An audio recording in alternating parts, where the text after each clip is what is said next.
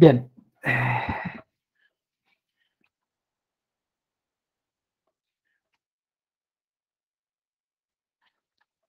Os comento el esquema que va a seguir la sesión.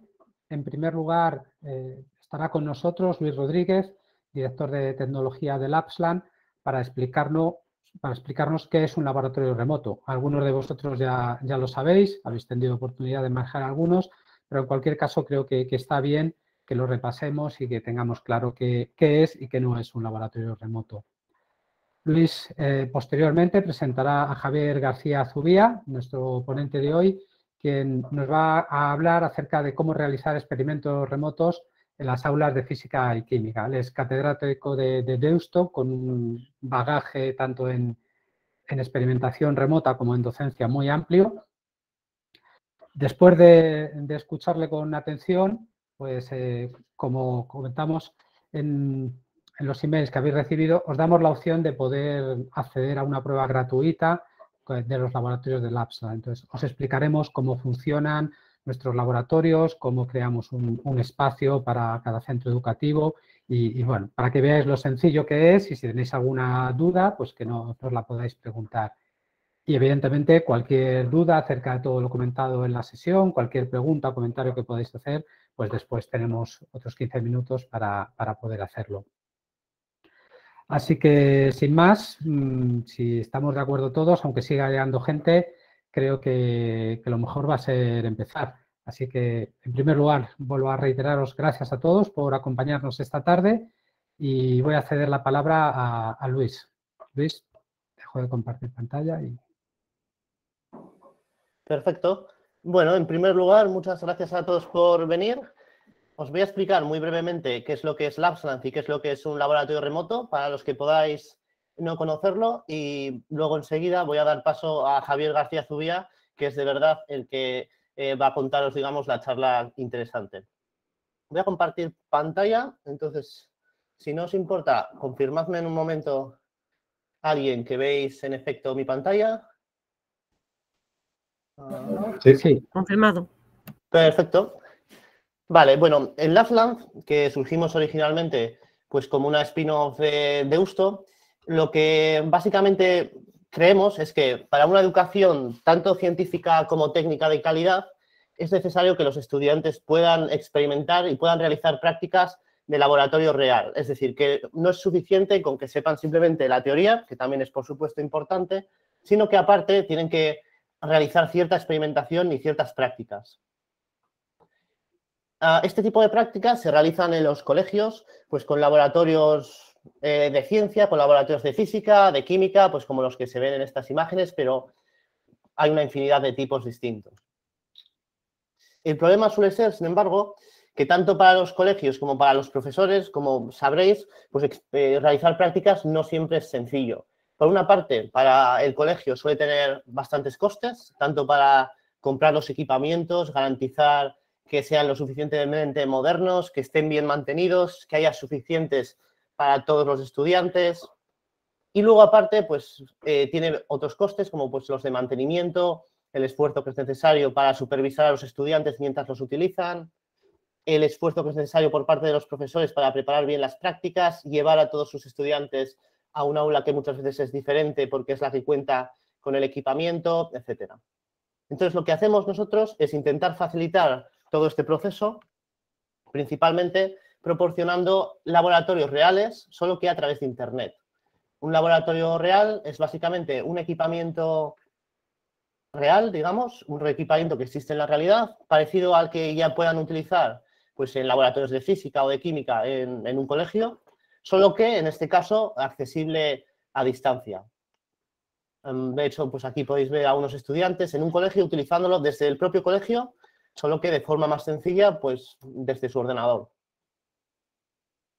Un laboratorio remoto es, por ejemplo, esto, que es en este caso de robótica, pero podría ser de otra temática, en el que veis, pues en este caso, que es hardware real, no es una simulación, se está controlando a través de una cámara, que es esto, pero que es también lo que veis en esta interfaz web de la derecha, y pues se puede controlar a distancia, pueden acceder muchos estudiantes a la vez, etcétera. Por supuesto, hay laboratorios muy diferentes y esto es solo un ejemplo. Una de las cosas, de hecho, que solemos hacer con algunos laboratorios, bueno, algunos laboratorios están digitalizados en la nube, de modo que no existe este problema, como ya os lo mostrará luego Javier García Zubía más adelante. Y otros laboratorios lo que hacemos es tener muchas copias en diferentes universidades. Entonces, por ejemplo, el laboratorio de robótica este que os enseñaba, pues hay copias, como veis, pues en una universidad de Sudáfrica, hay copias en la Universidad a Distancia de Costa Rica, hay copias en la Universidad de Washington y de este modo pues conseguimos poder dar servicio a muchos estudiantes sin que haya problemas, incluso si un robot se rompe o si un robot, digamos, no funciona de la forma que debería. Normalmente son universidades las que colaboran con nosotros, pero en muchas de ellas crean los laboratorios explícitamente para colegios. Es decir, no son solo para universidades, ni mucho menos. Actualmente trabajamos con una red de 27 universidades en 14 países. Y entonces esto permite pues, que un estudiante de un colegio de España o de un colegio de cualquier otro país pueda estar accediendo pues, a equipamiento que está en una universidad australiana o en una universidad estadounidense o en otra universidad pues, en otra parte de España.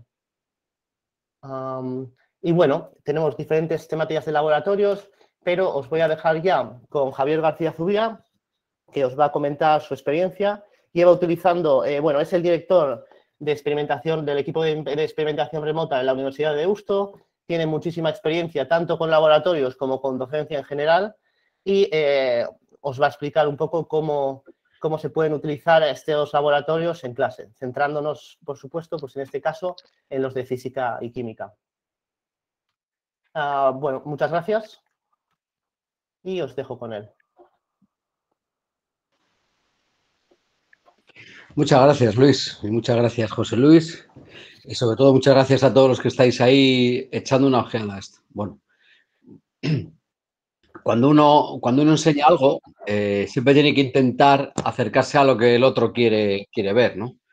Lo que pasa que como, para empezar, no estamos unos delante de otros y no sé muy bien cuáles son vuestras preferencias, me vais a perdonar o permitir que lo haga como buenamente pueda.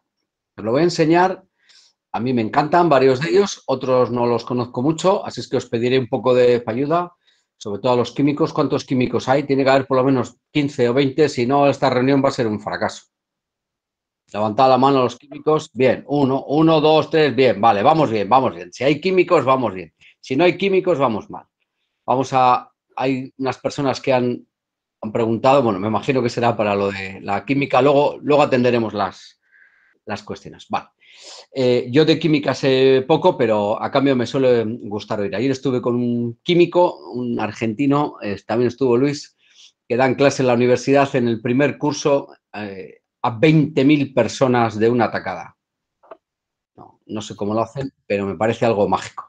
Bueno, voy a compartiros la pantalla, ojalá que la podáis ver. Decidme si la cosa va bien, poco a poco, todavía no. Ahora debería empezar.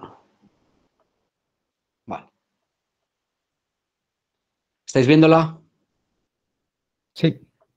Sí, se ve. Bueno. Sí. Escuchadme una cosa. Yo ahora ya no os veo. Esto para mí es bastante incómodo, como imagino que para bastantes de vosotros. Pero en cuanto deis una voz desde el otro lado, tampoco vale con que escribáis en el chat porque no lo veo. Pero si decís, espera, que quiero ver, pues será estupendo. Bueno, una cosa que os ha explicado antes Luis Rodríguez muy claramente, qué es un experimento remoto. Y es tan sencillo como lo que parece, es un experimento de verdad que no lo tienes delante, sin más. Un experimento de verdad que no lo tienes delante. Y sobre todo lo que no es en ningún caso, aunque os parezca que puede serlo, lo que no es en ningún caso es una simulación, una cosa virtual, un juego, nada. Son experimentos. Ojalá que recordéis vuestros tiempos de la facultad, donde hayan sido, donde os enfrentabais con con unas probetas o con unos cables o con unos circuitos y le sacabais chispa. Yo os voy a enseñar alguno de los que hay. Voy a empezar por uno muy básico, muy básico, que es el de flotabilidad. Siempre empiezo por aquí porque este fue el primero que hicimos y el que nos hizo especial ilusión, flotabilidad básica. Va. ¿Cómo era esto? Porque ahora estoy un poco perdido. Vale, empezamos con esto. Disculpadme, le voy a dar a... Ver experimentos, me imagino que será aquí. Vale, bueno, vamos a darle aquí. Bueno, tengo que venir aquí. Vale. Flotabilidad básica. Todo lleva un tiempo, como tantas cosas. Llegamos a una serie de objetos de diferentes masas y volúmenes, pero suficientemente bien elegidas para que el alumno pueda lanzarlas. Bien. Pueda lanzar otra del mismo volumen. Vosotros no creo que veáis el número, pero yo sí. Estas dos tienen el mismo volumen y ambas flotan.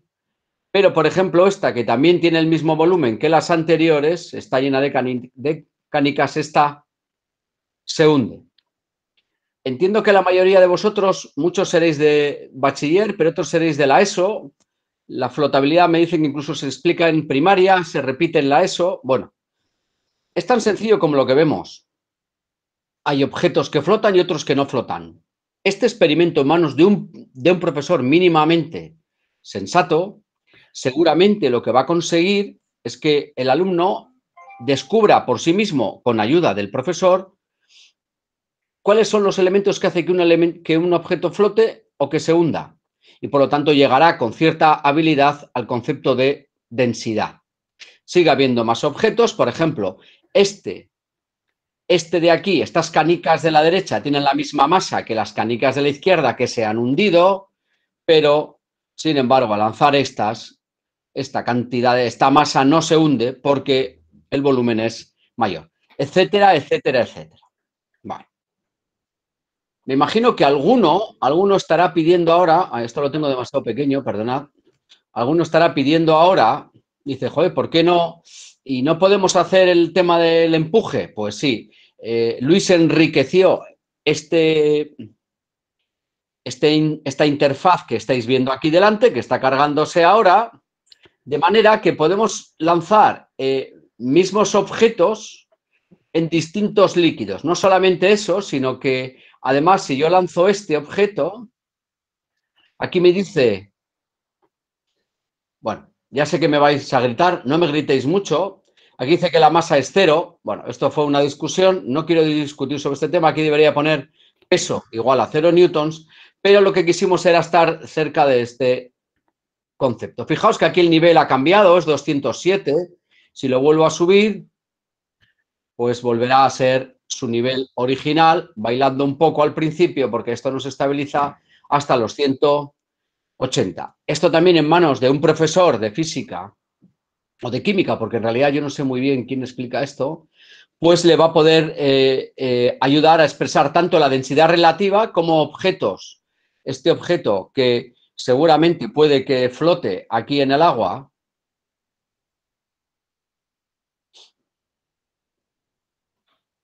este se hunde, pero debería de ser capaz de buscar. Este, por ejemplo, aquí se hunde porque está en aceite y te debería de ser capaz de encontrar ese mismo objeto por aquí.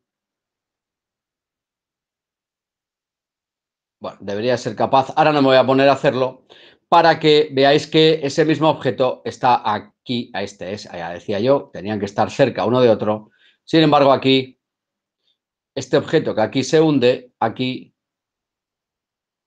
también. Bueno, porque aquí la masa es un poco mayor. Disculpadme que no esté estando muy fino ahora, pero creo que os podéis dar cuenta que hay un número de objetos muy elevado y que dan juego para crear multitud de situaciones.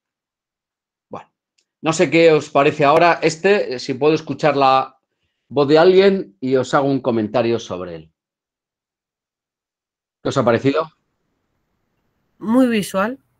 Muy para visual. ver el concepto de la densidad con el volumen y la masa. Vale, me parece bien porque esa era la idea.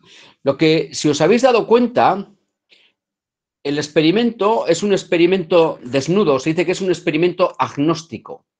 Es decir, no aporta ninguna información más que la propia información numérica, vamos a ver. ¿Y por qué hacemos eso? Pues porque lo que no queremos en absoluto es condicionar la experiencia del alumno y del profesor en el aula, sobrecargando esa interfaz con información que distraiga al alumno del propio experimento.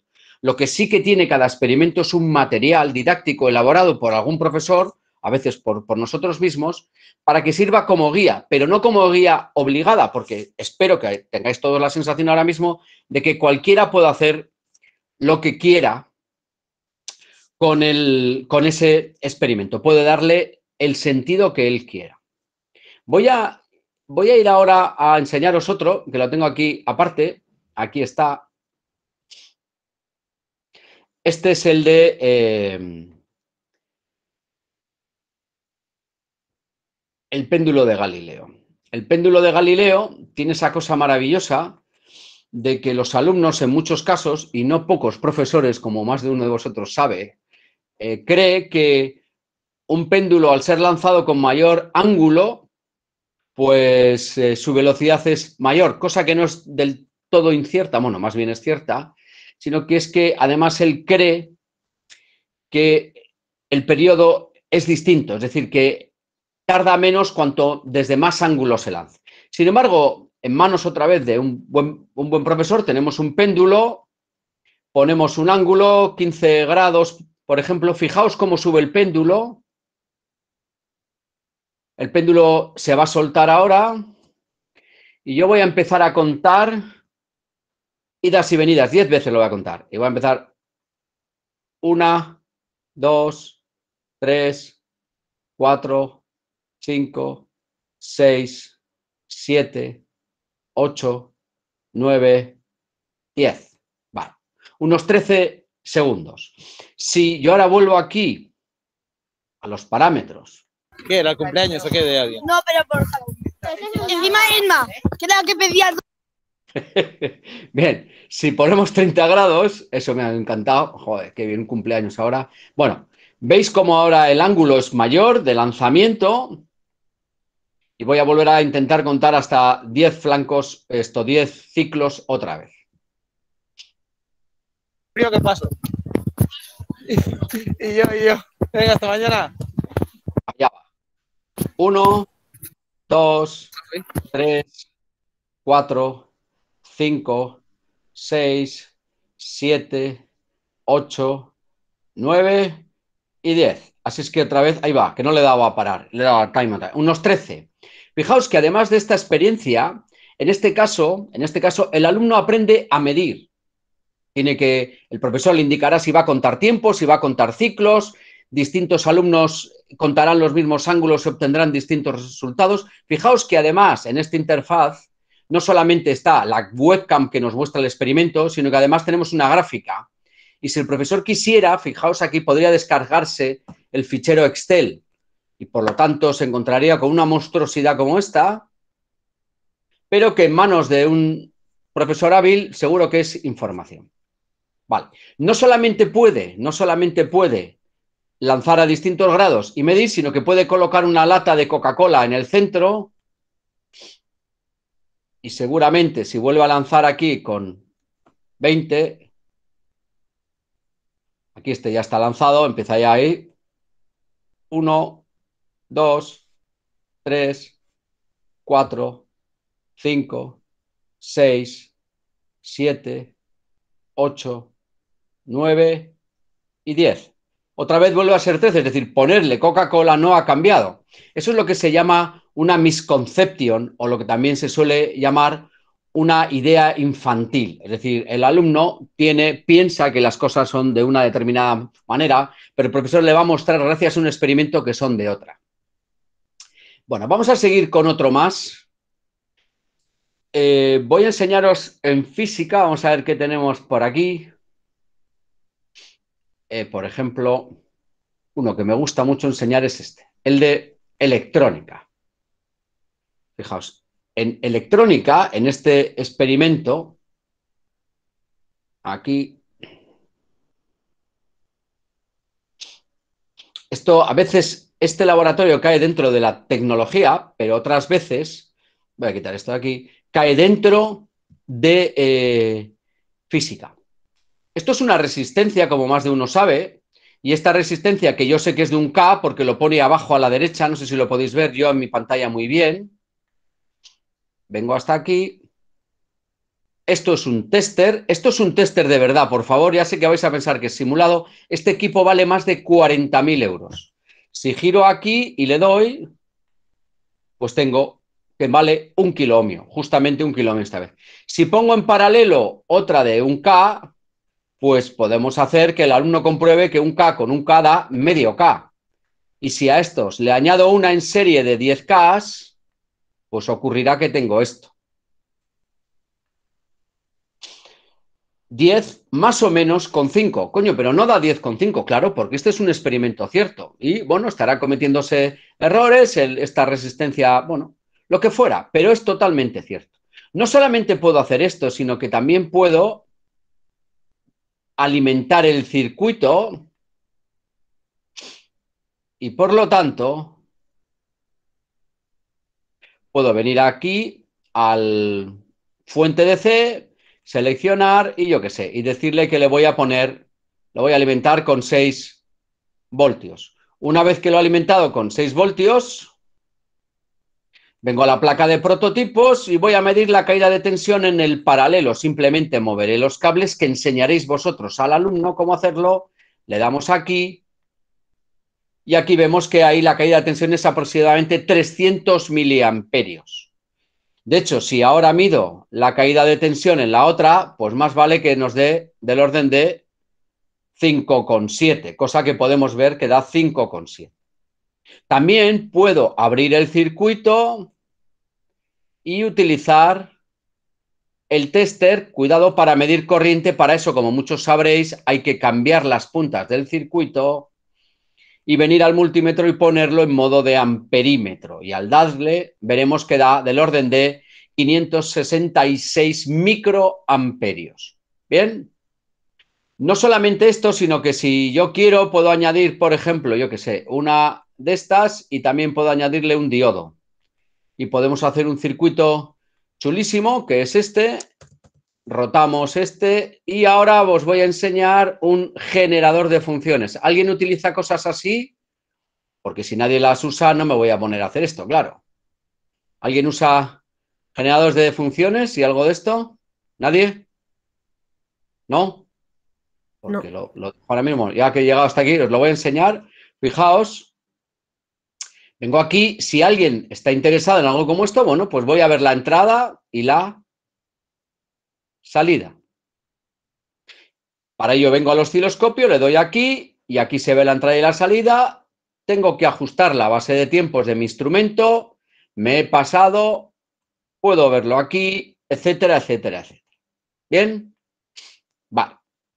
Voy a mirar un momento aquí mi presentación para ver qué más experimentos os puedo enseñar.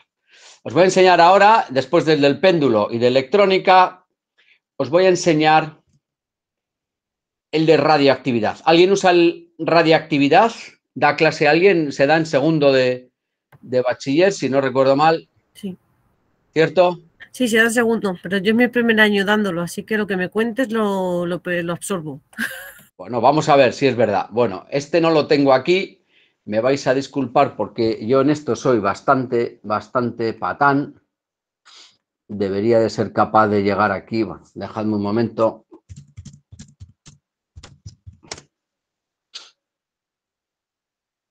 Vale, voy a darle aquí. Mirad. ¿Hay alguien de los que está por aquí que sabe algo de radioactividad? Bueno, voy a intentar no hacerlo mal. Bueno. La radioactividad, yo lo que he aprendido con una compañera de aquí de Bilbao, la radioactividad, todos los materiales, todos los objetos emiten radioactividad. Y a ver si lo digo bien. Y la radioactividad es de 3 tipos al menos, que son las partículas alfa, las partículas beta y los rayos gamma. Y los rayos X están, pues, por ahí. Lo malo no es que recibamos la radioactividad, lo malo yo creo que es la cantidad de radioactividad. Pero además de eso, que es por supuesto muy importante, si accedemos a este laboratorio,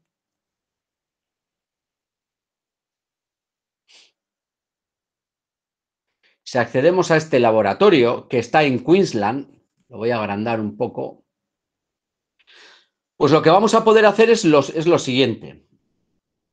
Elige el modo, voy a elegir avanzado para que se vea que soy un tío complicado. Voy a configurar y voy a decir que quiero trabajar con estroncio. No voy a poner ningún material entre el estroncio y el medidor, porque los que sabéis de esto sabéis que hay que poner absorbedores, que es como le llamáis. De momento no le voy a poner ninguno. Le voy a dejar la distancia de 15 milímetros porque es la que me da 5 segundos y voy a hacer que lo repita 3 veces, ¿vale? Así es que cuando yo le doy aquí, fijaos por favor en la zona de la webcam, ¿se ve cómo, veis cómo se mueve el disco? ¿Me contesta alguien? ¿Veis cómo se mueve el disco o se ve muy mal? Sí, sí, se aprecia. Sí. Se ve bien. Sí, sí se ve. Y veréis ahora cómo sube y baja dentro de un rato esta pieza. ¿Veis cómo sube ese vástago? Está colocándose una distancia. Y ahora, si veis, los numeritos están cambiando, porque está el contador Geiger, o lo que sea, yo siempre digo un contador Geiger, pero la verdad que no sé si es Geiger o cualquier otra cosa, está contando los impactos que le llegan. Es un experimento lento porque el propio experimento es lento. Lo que no podemos hacer es inventarnos las cosas a nuestro gusto.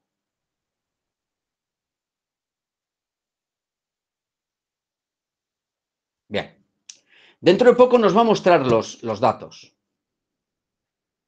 Quiero que vayáis pensando qué ventajas tienen los laboratorios remotos y luego también si queréis unas desventajas. Las vamos a escribir en el chat, en nada, en 5 o 10 minutillos más que vamos a estar. Vale. Así que el estroncio ha metido un montón de impactos del orden de, y fijaos que aquí el alumno, pero ¿por qué da tanto aquí y tan poco aquí? Pues porque el experimento es real. El profesor le ayudará a elegir un valor de estos tres, a entender lo que es el valor medio, lo que es la dispersión, en la medida, etcétera. Digamos, por decir un número muy fácil, que han sido 300. El profesor vuelve y le dice que vale, vamos a hacer lo mismo con estroncio, pero vamos a colocar el papel. Vamos a volver a hacer lo mismo. Y vamos a ver si el papel frena el estroncio. Venga, algún químico de esos. Si el papel frenara a las partículas, ¿qué querría decir? ¿Que las partículas son de qué tipo? Alfa. Alfa, muy bien, gracias. Y si son alfa, pues las frenará. Y si no, quiere decir que el estroncio no emite partículas alfa. Aquí vemos que el número vuelve a ser ¿cómo?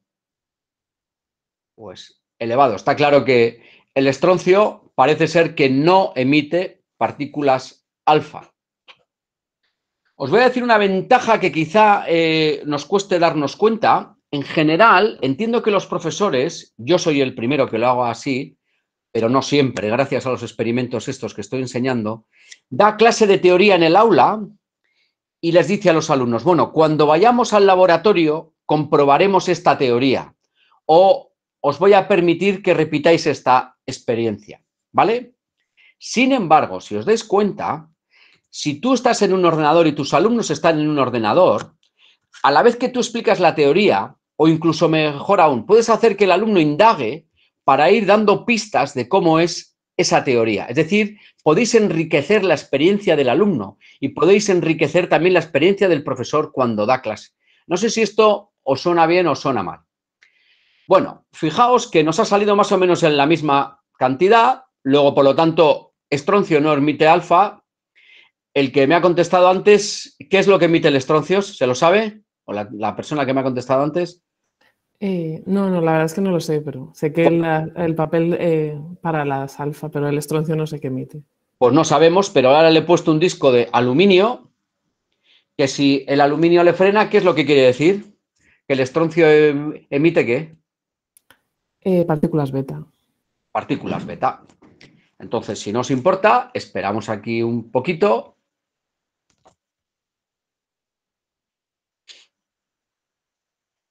Y vemos Javier, perdona, ¿el absorbedor se ve ahí en la imagen o no? No, el absorbedor yo creo que es este disco que gira, vale. que tiene un montón de agujeritos, lo que tiene puesto ahí es plomo, no sé qué, tal. Vale, perfecto, gracias. Parece ser que no solamente los impactos han bajado, sino que casi... Mira, hay uno y dentro de poco pues veremos el resultado medio.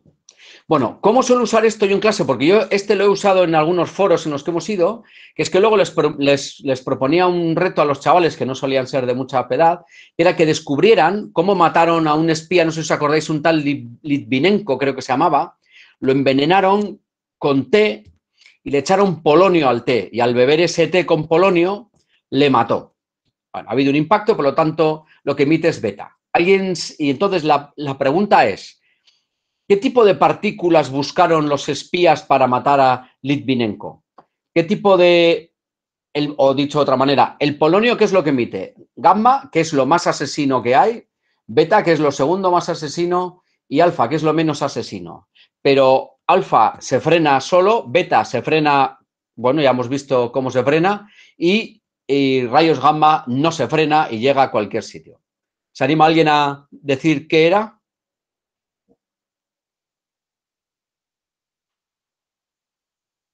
Bueno, la conclusión es que tienen que ser partículas alfa porque esos espías que llevaban el polonio en algún sitio no tenía que matarles a ellos. Así que cuando se lo echaron a ese té, ya solamente el propio té y el vaso en el que se tomó el té ya frenó las partículas alfa. Sin embargo, el pobre Litvinenko, toda vez que se bebió el té, metió las partículas en su estómago y por lo tanto el efecto fue devastador. Bueno, no sé si os ha gustado este.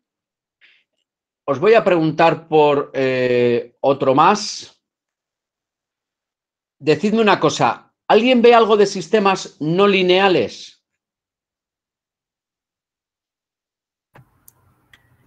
¿Aplicado dónde? Por ejemplo, hay un laboratorio que os puedo enseñar ahora, que es un laboratorio en el que son estas situaciones de suma cero, donde todo lo que va ganando uno hace que los demás ganen menos y por tanto él todavía gana más, hasta que hay un punto en el que eso se revierte. Mirad, os lo voy a enseñar un instante solamente, porque no me lleva mucho, creo que no le interesa a nadie o a casi nadie, pero si le interesara a alguien es muy interesante. Este está en Brasil, es un experimento fabuloso. Está aquí. Fijaos una cosa, y aquí los químicos sí tenéis que ver, ¿eh?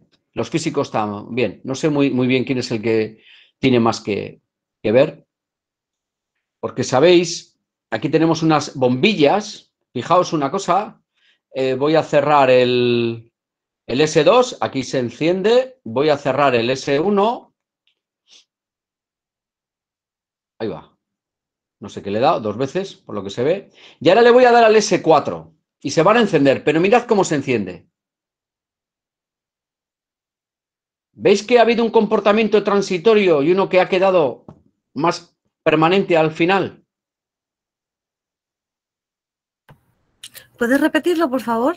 Bueno, voy a hacerlo ahora voy a cerrar el S3. Fijaos, voy a cerrar ¿cómo se llama? El interruptor S3, es decir, va a entrar en funcionamiento otra bombilla más. ¿Os dais cuenta de que las bombillas de la derecha que antes brillaban bastante, ahora brillan muchísimo menos, todo por haber añadido una más? Bueno, no sé si le suena a alguien algo esto, es decir, no es un experimento fácil, pero sí que os puedo decir que este es un experimento típico de electrónica, donde utilizando las leyes de Ohm y de Kirchhoff y el concepto de potencia y de potencia eficaz, es decir, cuando una bombilla se enciende más, resulta que además la resistencia, el valor de la resistencia y por lo tanto lo que se ilumina esa bombilla depende de la temperatura. Y por lo tanto, aquella bombilla que consigue más corriente por alguna situación se calienta más y por lo tanto brilla más, con lo que queda menos tensión y por lo tanto menos potencia para las otras bombillas, por lo tanto se debilitan más. Es decir, es un juego complicado de entender que tiene un material elaborado de bastantes páginas, pero que da bastante juego. No sé si le interesa a alguien, ¿os ha interesado a alguien?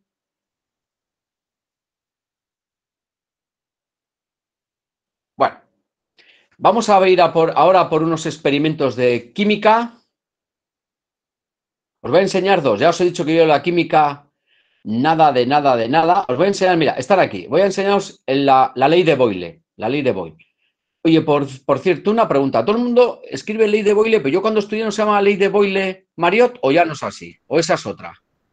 Sigue siendo Boyle-Mariot, lo que pasa es que no sé por qué aparece solo Boyle. O sea, que nos hemos saltado aquí a Boyle, ¿no? Ujú. Bueno, pues este es un mensaje para nuestros proveedores. Bueno, este está en Costa Rica. Configuramos. ¿Qué elegimos? ¿La jeringa pequeña o la gorda? Vamos a elegir la gorda. ¿Qué más da? ¿Vale? Le damos aquí a comenzar a observar. Una vez más, fijaos lo que os he dicho antes. El profesor, cuando ha explicado la teoría o antes de explicar la teoría o mientras va explicando la teoría con su PowerPoint o como fuera, puede ir sugiriendo a los alumnos que vayan incrementando la presión en la jeringa. Fijaos cómo baja. Por lo tanto, el volumen se reduce y la presión ha cambiado, como podéis ver aquí. Si hago que se decrementen otros 5, el volumen se reduce y la presión aumenta. Y por favor, que se anime alguien de los que nos está viendo porque tengo la sensación que estoy hablando a una piedra ya, un momento dado.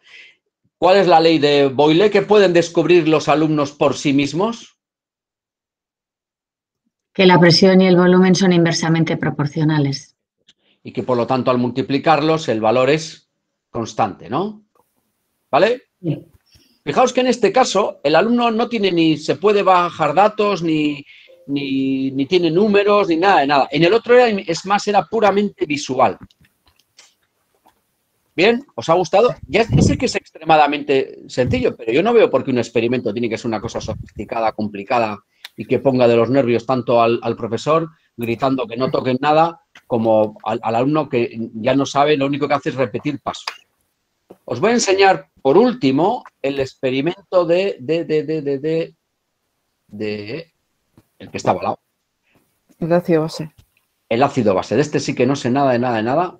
Pero ayer, con los que estuvimos, Luis se acordará, bueno, tuvimos aquí nos dieron una lección a Luis y a mí de cómo era poliprópticos, monoprópticos, y no sé cuántas cosas más. Tenemos un valorante.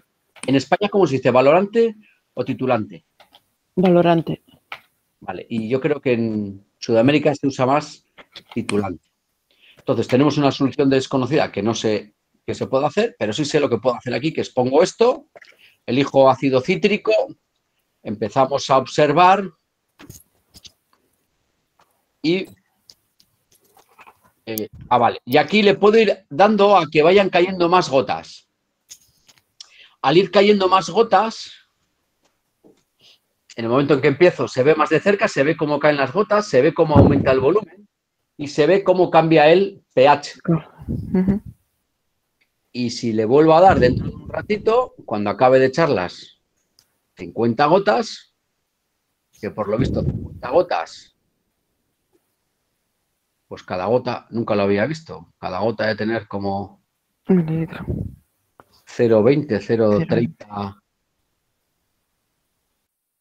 No sé si ha tirado 50 gotas o 500 gotas.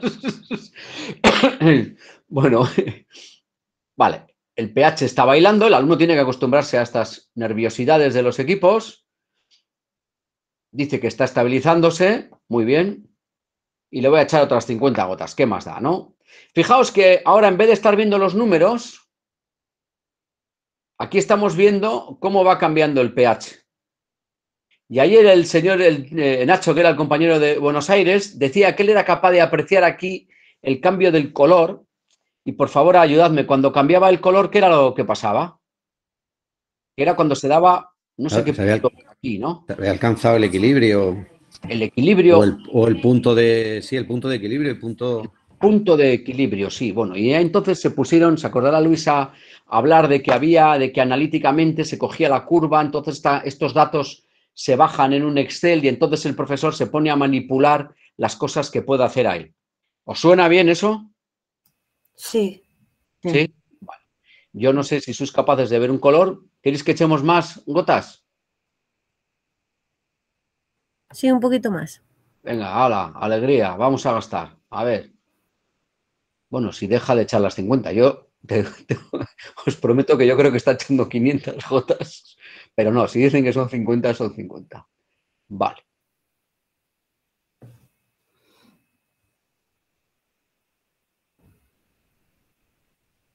Bueno.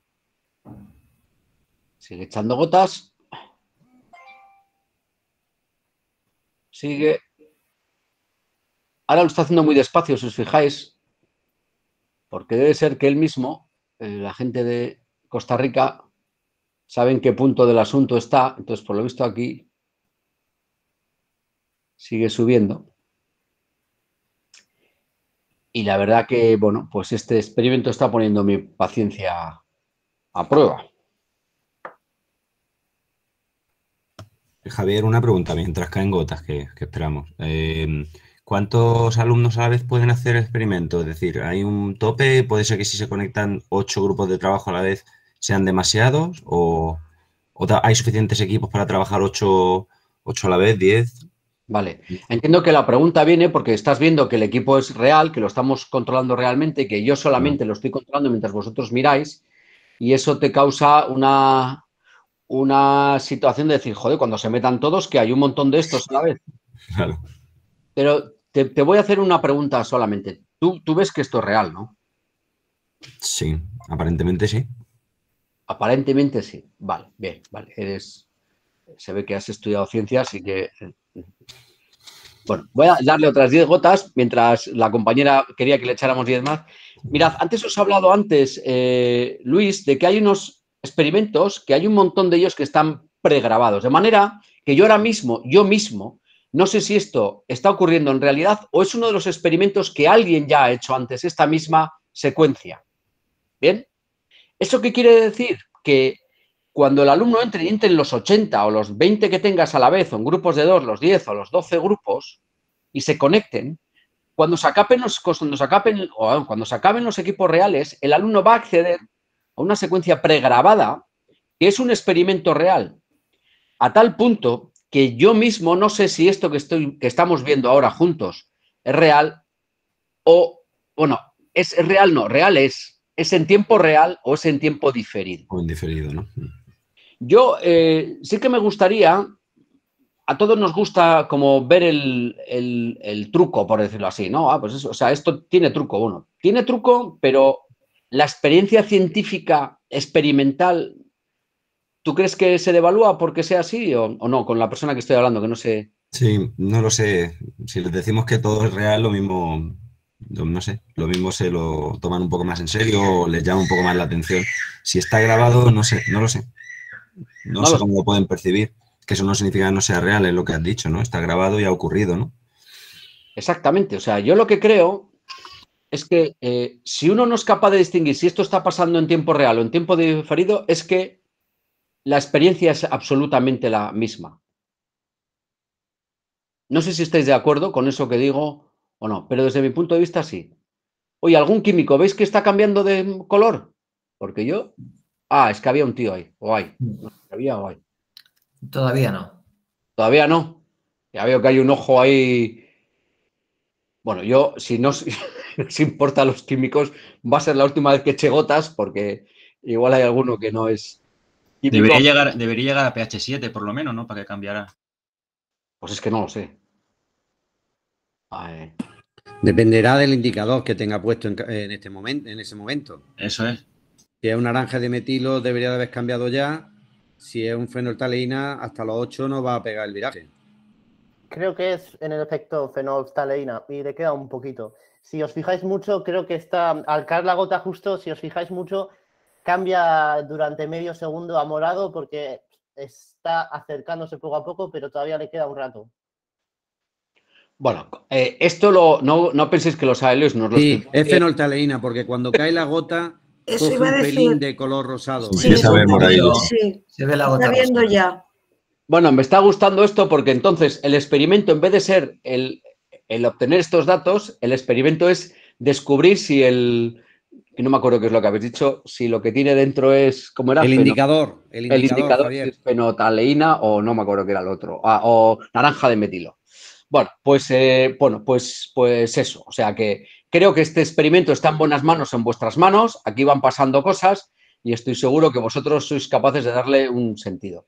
Voy a enseñaros el último porque el otro día me sorprendió, porque yo de este no tengo ni idea, me sorprendió el hecho de que varios profesores en el proyecto, no sé si alguno de vosotros está trabajando en el mundo rural, tenemos un proyecto en el que se ofrece gratuitamente acceso a algunos de a todos estos experimentos con tal de que sea del ámbito rural. Bueno, hubo gente que dijo, no, este nos interesa. A mí me pilló totalmente fuera de juego y fui donde Luis, que sabe de todos, bueno, ahora no lo veo, bueno, el de las planarias, no sé si hay algún biólogo, anda, aquí no está el del agua.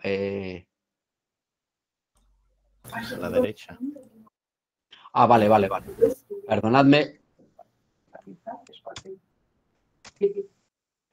Tengo que volver a dar. Yo no soy muy capaz de darle, pero no te preocupes, ahora mismo vamos aquí. Vale, yo le doy aquí ahora a... ¿Dónde está el del cambio de agua? Aquí, el de curvas de enfriamiento o calor. Hay un montón de ellos y me imagino que ellos os dejarán que jugueteéis. Vale, entonces este es el del proyecto. Aquí estás. La ley de Snell, que igual a alguno de vosotros os interesa.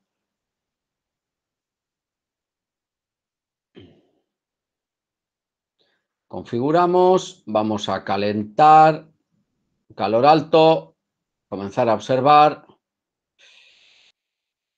Y entonces aquí se va viendo cómo la temperatura esta cambia. Me imagino que tiene que ver con el cambio de estado sólido a líquido, que aunque vaya calentando, la temperatura no cambia hasta llegado cierto estado de liquidez del agua. ¿Sí o no?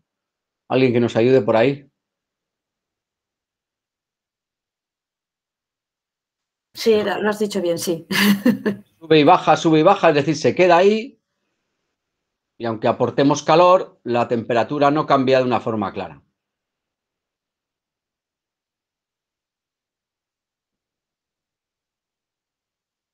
No sé si le he dado a enfriar o a calentar.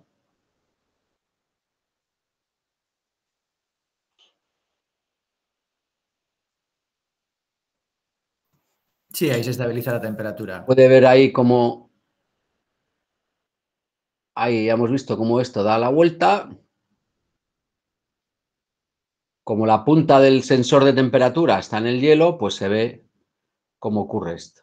¿Vale? Bueno, no voy a estar aquí más tiempo porque creo que el que lo ha visto ya ve qué cosa va por ahí. ¿Os interesa ver el de las planarias, por ejemplo?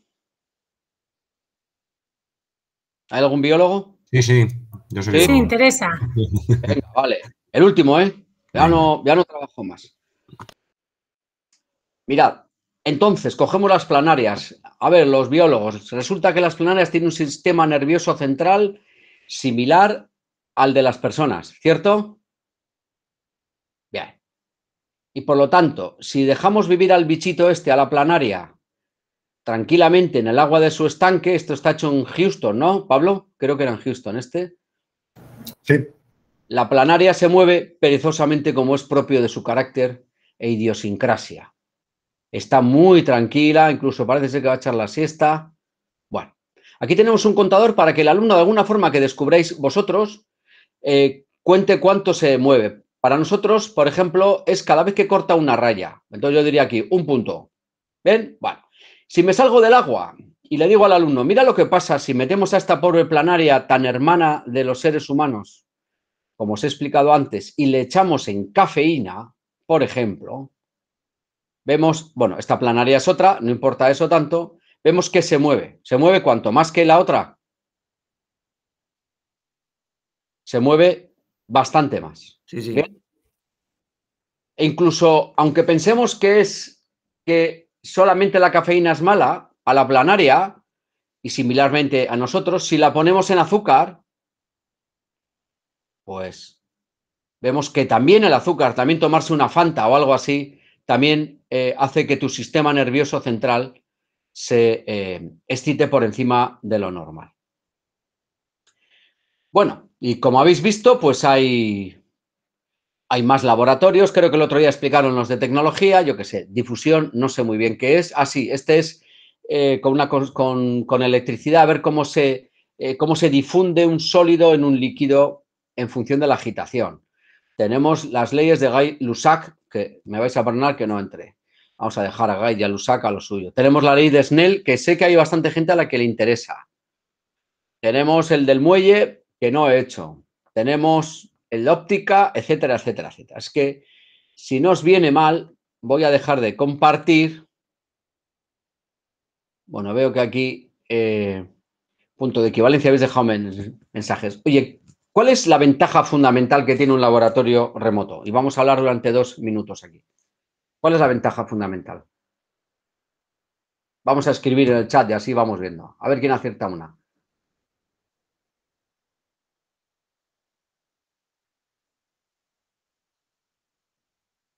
Bueno, que no hay que preparar o limpiar. Me encanta. Hay gente de los laboratorios. Yo soy responsable del laboratorio.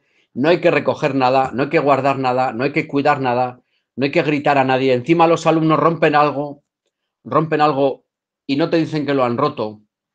Y entonces cuando tú lo sacas de ahí está roto y tienes que cambiarlo en un momento de la clase. Es más económico sin duda y además es una gestión más inteligente porque a los que os gustaba el de radiactividad, ¿cuánto tiempo vais a usar el de radiactividad? ¿Una sesión? ¿2? No sé, ¿una semana? Vamos a pedir a nuestro instituto que nos compre un equipo de radioactividad y que lo mantenga y que lo guarde para usarlo durante una semana. Y sin embargo alguien dirá, joder, pero es una pena, ¿no? El que no lo tengamos. Además está abierto todo el día. Por lo tanto, el alumno puede completar sus trabajos prácticos en casa. Y luego encima de eso, incluso si os ponéis a pensar en plan modo innovador, los alumnos pueden enseñar a sus familias lo que están haciendo en clase. Pueden enseñar la planaria o la radioactividad, o si están, no es vuestro caso, pero si están aprendiendo a programar un robot, joder, pueden enseñarlo. Luego hay otra cosa muy importante que os he dicho antes. Podéis como profesores mezclar en el aula teoría y práctica. Y podéis cambiar incluso la forma de enseñar si os apetece. Porque no tenéis por qué enseñar toda la teoría matemáticamente, por decirlo así, y luego ir al laboratorio si vais a comprobarla, sino que podéis permitir que el alumno indague cuál es el resultado de conectar dos resistencias en paralelo o en serie, es decir, que él mismo vaya descubriendo las relaciones principales del hecho científico que les explicáis. Otra ventaja que para mí es muy interesante es que toda vez que el experimento es el mismo, vosotros como colectivo de profesores podéis compartir experimentos. O incluso, si queréis, podéis compartir experiencias con el grupo. Pues yo, como conozco a Carmen Garnica, pues voy a compartir, vamos a hacer todos los de la radioactividad, la mitad la hacen ellos y la mitad la hacemos nosotros. Y luego hacemos una sesión compartida, porque ahora creo que os piden, como en la universidad, todo tipo de competencias transversales, desde saltar el Plinton hasta hablar en público, trabajo en grupo, yo qué sé. Pues esta manera, toda vez que todo está en un hub que es Internet, y como el experimento es el mismo, pues os podéis poner de acuerdo para compartir datos en un Google Sheet y entonces los alumnos meten ahí los datos, yo qué sé, ¿vale? Eso creo que es muy importante y que los materiales que prepare Carmen pues le valen a Luis y los de Luis se los pasa a Juan y Juan hace otros que se los da, no sé, a Gurchane, que la tengo en el medio de mi pantalla. ¿Se os ocurre alguna ventaja más? Hay una gorra muy interesante que también tenéis que saberla colocar vosotros, que es que estáis innovando pedagógicamente. Y cuando alguien quiere sumar puntos para determinadas promociones, cambios de destino, etcétera, andar listo es una ventaja. Andar listo es una ventaja. Así es que seguro que a más de uno se le ocurre y dice, ah, vale, con esto voy a montar un proyecto que... Bien. No sé si tenéis algún comentario, alguna duda. Como desventaja diría que el alumno no aprende, es que tiene la evidencia igual. Estoy haciendo mano que con un simulador. Bueno, una cosa, José, estoy totalmente de acuerdo. No hay nada como tocar el experimento. Y no hay nada, como dijo la pionera que estuvo aquí en Deusto una vez, Carissa Bowes, en inglés era second best second best to be in there. Es decir, si no estás, lo segundo mejor. Pero en algunos casos me gustaría que pensarais si sois capaces de obtener tantos datos y de tanta calidad como lo que os da esto. Y segundo, José, ya sé que es, José, perdona, es difícil, pero esto no es una simulación en ningún caso. Yo no he enterrado 20 años de mi experiencia para que luego tengamos la sensación de que es una simulación. No es una simulación. Son equipos muy complejos, muy sofisticados, que se usan con una gran sencillez, pero eso es mérito de Pablo y de Luis. Química específicamente. ¿Hay muchos experimentos? Bueno, pues porque pues no lo sé si son muchos, son pocos. Sé que hacen un esfuerzo grande porque haya más. Pero la química yo creo que es el área más difícil de todas. Porque hay que verter cosas, hay que mezclar líquidos, hay que... Más comentarios. Podéis abrir el micro. Veo que vamos en orden.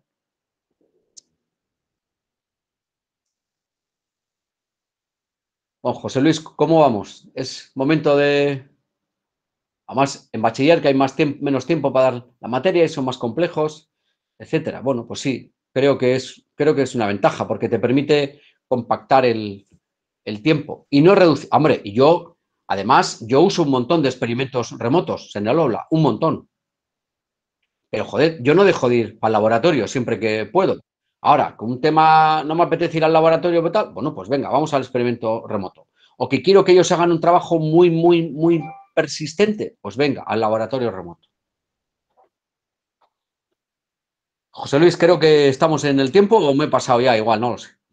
Bueno, vamos con un pelín de retraso, pero creo que es interesante y da respuesta a todas las preguntas que han ido surgiendo. De hecho, os animo a que si todavía hay más preguntas, las vayáis poniendo en el chat para responderlas al final. No sé si quieres decir algo más, Javier, para cerrar tu parte y paso yo a mostrar. No, yo, por mi parte, que estoy encantado. Además, he sentido, a pesar de que nos veía cierta atención a algunas de las cosas. Así es que ojalá que os interese. De hecho, José Luis, Javier, voy a dejar de grabar también por si acaso alguien pues prefiere hacer alguna pregunta adicional también sin ser grabado. Acabo de darle a parar